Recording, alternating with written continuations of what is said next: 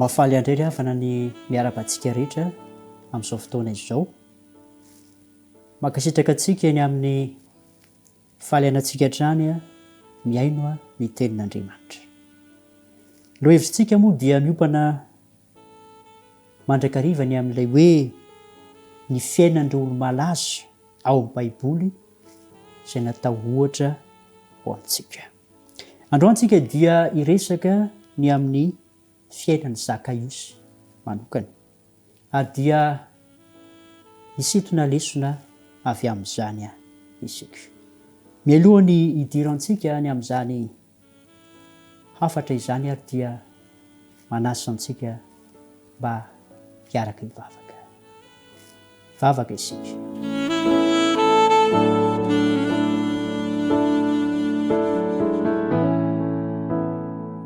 Tompo malalo, handinika ny teninao indray izahay. Ko dia mangataka ny fananao masina mba hitaridalana anay ho amin'ny fahazahoana tsara ny teninao. Dia mitenena Tompo fa vonina ny aino ny feonao ny mpanomponao. Ny amin'ny anaranao Jesosy no ametrahanay izany vavaka izany. Amen.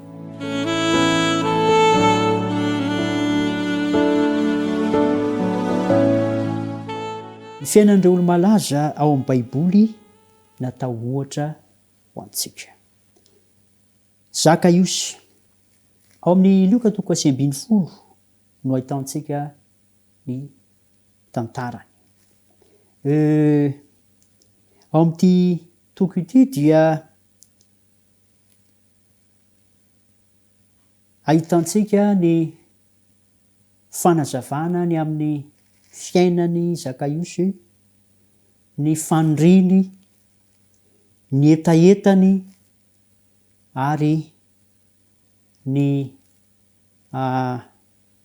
fihetsika rehetra izay nataony mba hahazahoany ny famonjena. Luka 15:1 ary dia misy an'izao teny izao. Ary Jesosy niditra ka nandeha namaky any Jeriko. Namakivaky ny tanàna Jeriko Jesosy eto. Jeriko moa ry havana dia toerana mafana, misy zaridaina tsara tarehy, misy hazo mahafinaritra ary ahitana loharano velona ihany koa. Ny andiny faharoa, nisy lehilahy iray tao mpamoretra no nanan-karena. Dikany hoe ZAKAIOSY na amin'ny teny Grika na amin'ny teny Hebreo dia ny heviny dia hoe mahatsiaro Andriamanitra. Araka ny fiheverana fahiny ry havana dia ny mpamoretra dia nokilasiana ho mpanota be, ratsy toetra, mpanambaka vahoaka, ary dia ao anatiny izany toerana izany ZAKAIOSY.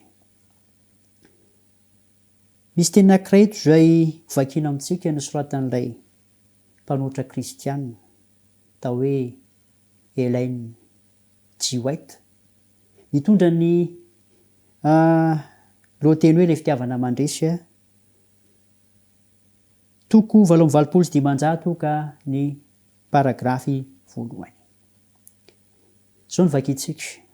Ilay manam-boninahitra nanan-karena tao amin'ny fanangona ketra nefa dia tsy olon'izao tontolo izao mafy araka ny fijery azy tsy akory. Efa nandreny amin'ny Jesosy ZAKAIOSY. Nitsiry tao am-pon'ity lehibe mpamoretra ity ny fandriana mafy hanana fiainana tsaratsara kokoa. Spiantsika ilay teny hoe ny fandriana mafy hanana fiainana tsaratsara kokoa. Tsy araka ny fijerintsika izany, tsy araka ny fijerin'ny olona ety ivelany ny fiainan'ny ZAKAIOSY, fa nanana fandriana tsaratsara kokoa izy hanao ny tsara, fiaina amin'ny fiainana tsara, ary dia efa tao anatin'ny ZAKAIOSY izany. Andiny fahatelo, Lioka 5:7 ary nitady hitan'i Jesosy anefa izy. Da tsika eto zany fa efa manatanteraka n'ilay faniriany hanana fiainana tsaratsara kokoa. Zakaiosy eto nitady ahita an'i Jesosy izy. Misy anefa ny olona teto miavana dia izao, betsaka ny olona izy fohy. Ao amin'ilay boky antsoina hoe ilay fitiavana mandresy ihany no vakiantsika, toko 7:25 paragrafo 1 dia izao ny vaky ny teny. Nifanizina ny olona teny amin'ny arabe. Zakaiosy izay fo kosa dia tsy afaka nahita na inona akoatry ny lohan'olona. Tsy nisy nety nanome lalana azy. Fohy Zakaiosy ary dia tsy afaka hita an'i Jesosy. Andiny faefatra, inona no nataony? Nioarany vahoaka, niazakazaka ny aloha izy, nioarany ny afoezana, nananika aviavy izy. Ty aviavy ty dia azo avy amin'ny teny Grika manao hoe sycamore, sycomorea. Ny heviny dia hoe aviavy lehibe, manana rantsana lehibe. Ateo amin'ity rantsana lehibe ity zany Zakaiosy no niteriterina niandry any Jesosy. Andiny fahadimy, Lioka 5:10. Raha mbola niteriterina teny ambony hazo Zakaiosy dia tsy azon'i Jesosy nataony fampiresaka taminy. Zakaiosy ho Jesosy midina faingana, tsy maintsy midina teny ambony hazo i Zakaiosy. Andiny fahaenina, rehefa nidina izy dia nampiatrano amin'i Jesosy sady faly. Andiny fahafito, rehefa niatrano tao amin'ny Zakaiosy Jesosy dia monimonina ny olona. Ina moa nahatonga ny olona monimonina ry havana? Satria nampiatrano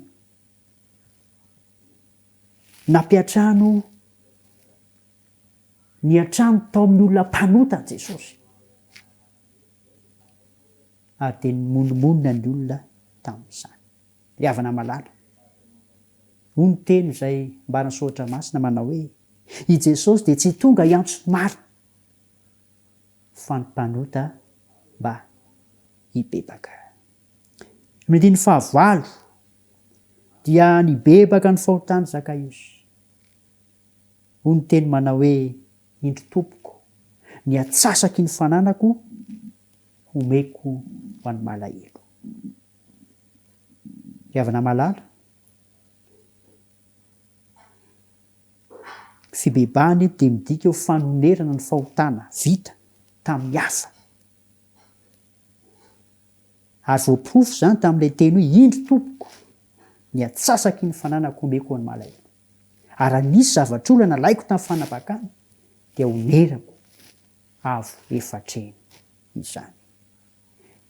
Rehefa nampandroso an'i Jesosy Zakaiosy ka nampiatrano azy dia niaiky sy nibebaka ny fahotany izy ary nanonotra ny ratsy vitany. Dia ny fahasivy, vokatr'izany fihetsika nafinaritra izay nataony Zakaiosy izany dia hoy Jesosy taminy, anio no tonga eto amin'ity trano ty famonjena. Nandray ny famonjena Zakaiosy, lasa zanaky Abrahama izy miavana ary mandova ny teny fikasana. Andiny fahafolo, izao no amaranany lioka ny fitantaraniny amin'ny fiainan'i Zakaiosy. Fa efa tonga ny zanak'olona hitady sy hamonjy ny very. Ava malala, efa tonga tokoa Jesosy Kristy hitady sy hamonjy nitohany zakaiosy rehetra ary tanteraka ilay hevitra ilay anarana hoe matsiaro Andriamanitra na tsiaro any zakaiosy Jesosy Kristy. Ao amin'ny Jeremia 8:20 dia mivaky toy izao: ary hitady ahy ianareo dia ho hitanareo aho raha katsahanareo amin'ny fonareo rehetra. Rehefa mikatsaka an'Andriamanitra mifotsika isika dia ho hitantsika izy. Inona ny lesona sotontsika ny amin'ity fiainany zakaiosy ity? Ry havana malala, tsy azo tsaraina amin'ny fiainany ety ivelany ny olona anankiray. Marina fa mpamory hevitra i zakaiosy, kanefa nanana faniriana, hanana fiaina tsaratsara kokoa tao anatiny izy. Ny olona tsirairay havana dia kandida ny lanitra avokoa. Ny olona tsirairay dia kandida ho amin'ny famonjena avokoa. Ary tsy misy izany hoe olona prédestiné ho very izany. Fampiaranao antsika ary amin'ity androany ity dia anankiroa. Fampiarana voalohany dia izao ny fotoana mety hitadiavana an'Andriamanitra. Isaia 45:5-7 dia mivaky toy izao: mitadiavany Jehovah dia ny mbola hita izy, miantsoa azy dia ny mbola akaiky izy. Aoka tsy fanahy fony lalany ary tsy marina fony heviny. Ary aoka hiverina amin'ny Jehovah ireny fa mindra fo aminy izy. Eno amin'ny Andriamanitsika fa mela dia mela eloka tokoa izy. Izao ny fotoana mety hitadiavana an'Andriamanitra. Faharoa dia izao: raiso Jesosy eo am-ponao. Tsy hoe vahiny mandalo fotsiny fa tena hitoetra ao anatinao. Ilay boky ilay fitiavana mandresy pejy 2:5 dia misy an'izao teny izao: rehefa mandray ihany Kristy ho mpamonjy azy manokana ny fanahy vao tonga amin'ny famonjena. Efa nandray an' Jesosy zakaiosy, tsy amin'ny vahiny mandalo azy ao tokantrano fotsiny fa amin'ilay mitoetra ao amin'ny tempolony fanahy azy. Ry hava-malala, zakaiosy dia nandray an' Jesosy tsy hoe vahiny mandalo fotsiny fa tena namany akaiky nanomboka tamin'ity fotoana ity. Eto am-pamaranana dia izao no antso izay atao amintsika. Zakaiosy dia naniry ny ahitan'i Jesosy. Dia tena nahita azy izy ary nandray famonjena. Vonona ihany koa Jesosy ny hanome anao ny famonjena raha mety ianao. Indro ankehitriny ry havana ny andro famonjena. Indro ankehitriny ho andro fankasitrahana. Ingane mba hanao tahaka ny zakaiosy koa ianao. Ka hitady an'i Jehovah, hitady an'i Jesosy Kristy ary hitazy ianao ary handray famonjena. Tahanao an'iny Tompo. Amen.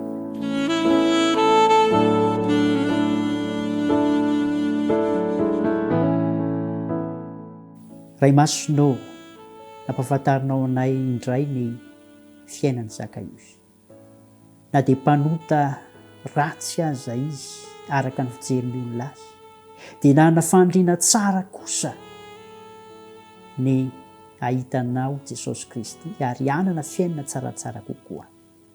Tanteraka tokoa izany fandriana izany ary nandray ny famonjena izy. Lasa zanak'Andriamanitra izy. Lasa mpandova ny teny fikazana izy.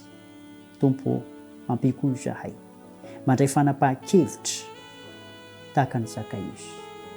Ka hitady anao, haniry ny ahitanao ary vonona ihany koa ny handray ny famonjena ao aminao. Fandrinay dia mba ho voavonjy izahay ary handova ny fiainana mandrakizay. Ho ny amin'ny anaran-tsoninao Jesosy Kristy irery ihany nametrahanay izany vavaka izany. Amen.